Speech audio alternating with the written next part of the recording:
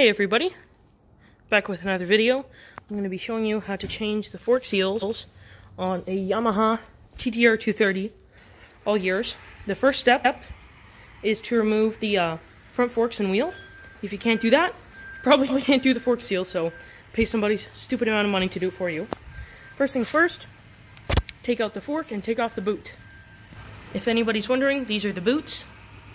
You should wash them before you install the new seals because they usually trap dirt inside through these drainage holes, which usually leads the fork seal to fail. So I just pop them in the dishwasher. Okay, once you have it in the vise, I would suggest you find, I believe it is a 6mm Allen key. I would also suggest you get a really sharp one. Focus. Anyway, so you're just gonna put it in here. And you don't want to use a ball end Allen wrench because it may round out the actual fastener, so I've cracked this loose, and you may hear a little puff of air, but you're going to notice some oil is going to start to come out. So the last bolt came out just fine. What you may have to do is compress the fork leg, and then try to unscrew it. If not, it won't come out. So, oh! Shoot! Well, I did not expect that. I guess this one was still pressurized. So, that's gonna be quite the mess to clean up. Yeah. Okay, after this, you're gonna take out the fork leg, and then you're just gonna cycle it back and forth. So I currently have the straining out while I go. Next, you're gonna need a thin blade screwdriver. Get in between the seal, pry it up a smidge. Switch to a larger screwdriver, pry it up. Once you get the seal off, there's this little retaining ring inside, right there, little metal thing. I usually start with the screwdriver. There's typically an opening, and you just pry that up, and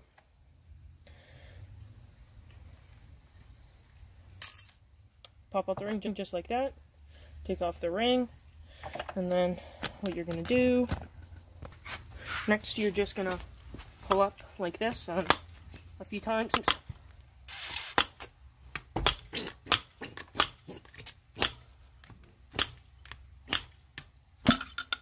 And then you pop out your seal. And it's as easy as that. So, if your forks have come apart, and you don't know how to put it back together, there's this aluminum piece. It goes on the end. There's your main bushing. Oh yeah, make sure these are in good shape and they still have plenty of life left. If not, you have to replace them. And then you have these two, and then you'll have your seal. Your seal sits right here. These two, the extra bushing and that spacer, actually sit right down in there. So it's bushing, then the spacer. I've currently taken them out so then I can drain these out completely, wipe this all down, maybe clean it if you want, and then put in the new oil seal, pound it in, then put on the dust seal. Hey, so I have an update. I forgot to mention you have to remove this cap. If you look down here, that is where the clip is. This clip, it starts right here.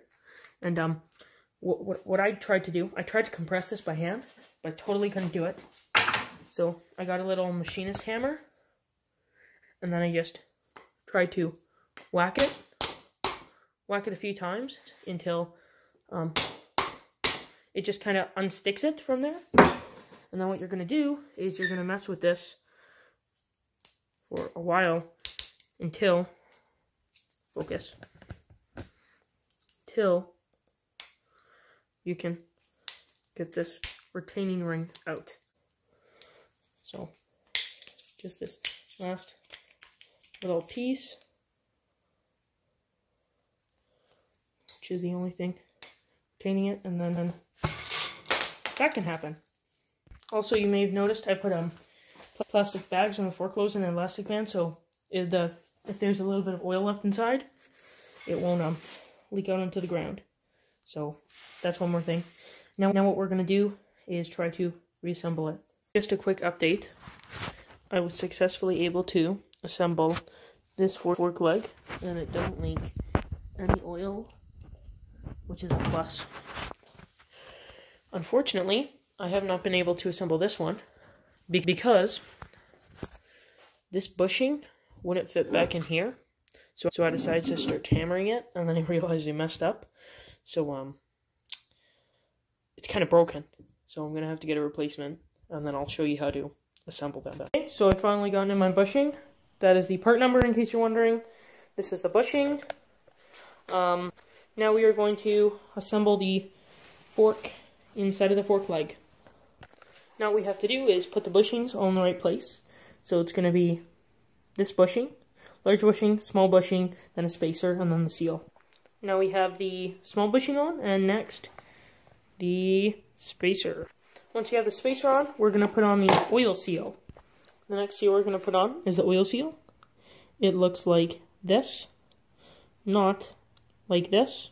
This is the dust seal. This is what we put on last. And just remember, this is the oil seal. It will also be orientated this way, where this upper lip is facing up, and this lower part will be facing down against the bushing and the spacer. Also, if you look here, it has 2 sealing edges compared to 1. Once you have the oil seal on, then we're going to assemble it. I'd highly suggest you lubricate all of these parts so it installs just a little easier. Now, all we're going to do is get the bottom. Remember, this piece, slide it in like so, all the way to the bottom, and then we're just going to push this in. So you're going to try to push the seal in as much as you can by hand. Typically you'll get it flush. Then you'll get one of your old seals, slide it over top to drive that down. Now, there are many ways of doing this. You can hammer this with a mallet. You can put a piece of wood and hammer it slowly. You can use a PVC pipe. Here's a slide hammer. But what I do is I think it's the best of both worlds. You get a long PVC pipe, and you put it over top. Oops, hold on. You put it over top, and then you hammer it down. Not as a slide hammer, but with a dead blow on top. Also remember to put in this plug, so then no dirt from this PVC pipe can get in. So now I have a 3-pound dead blow, and I'm just gonna hammer it in. And it is in. Now to get the old seal out, I suggest you just use a screwdriver or a pick to try to pull it up. Okay, so with a pick, I can slowly pull the seal up. And once I get it out, then I'll put in the retaining clip. This is one of the last things you have to do. Put in this retaining ring.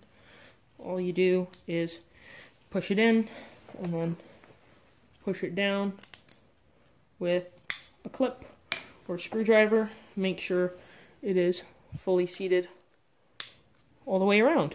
And then put on the dust seal.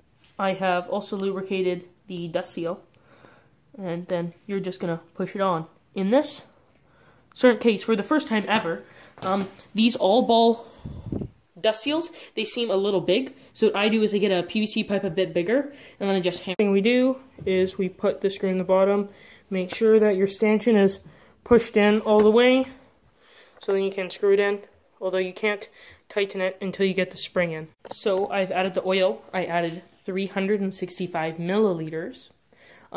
It suggests to put 352 plus or minus 10 milliliters. So I decided to add just a bit more oil for extra bottoming protection. Also, when you install the spring, make sure the tighter coils are facing down. Okay, so this is the hardest part of all of this, is putting on this cap. We have the circle spring, have a screwdriver on hand, push the cap down with a your hammer or your thumb, push in the spring, and then you're done. I'm not going to show it on camera because it's too difficult. So I finally got it in, and I'm done. The fork works properly, and it doesn't leak oil. I hope I helped somebody out, and I guess I'll see you in the next one.